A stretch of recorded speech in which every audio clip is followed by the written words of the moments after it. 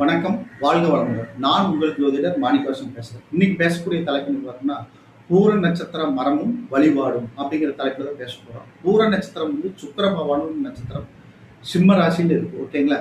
மரம் எது அப்படின்னு பலாமரம். ஓகேங்களா? பலாமரம். வழிபாடு எப்படி செய்யணும் அப்படின்னு பார்த்தோம்னா, பூர நட்சத்திரம் வந்து சுக்கிர பகவானோட நட்சத்திரமா இருக்காட்டி வெள்ளிக்கிழமைக்கு வியாழக்கிழமை நைட்டு நீங்க வந்து 9 நவதானியத்தை வாங்கி தண்ணி ஊற வச்சிடணும். ஊற வச்சுட்டு அந்த தண்ணியை வந்து பலாமரம் உள்ள ஸ்தலம். ஏன்னா நான் எல்லா சிவன் கோயிலையும் வந்து 27 நட்சத்திர மரம் வளர்க்குறாங்க. அப்படி இல்லைனாலும் கூட பலாமரம் நீங்கள் வீட்லேயே வளர்க்கலாம். அல்லது பலாமரம் உள்ள இடத்த க்ளீன் பண்ணிட்டு அந்த வேர் பகுதியை நல்லா க்ளீன் பண்ணிட்டு அந்த இடத்துல நீங்கள் ஊற வச்ச தண்ணியை விட்டுட்டு வெள்ளிக்கிழமை காலையில் விட்டுட்டு அந்த இடத்துல விளக்கேற்றி வழிபாடு செஞ்சால் வெள்ளிக்கிழமைக்கு தான் பண்ணணும். பண்ணிட்டு வந்தீங்கன்னா பூர நட்சத்திரத்தில் பிறந்தவங்களுக்கு அதி அற்புதமான பலாபலன்கள் நடக்கும். வெள்ளிக்கிழமை காலையில் இது பண்ணணும். ஓகேங்களா?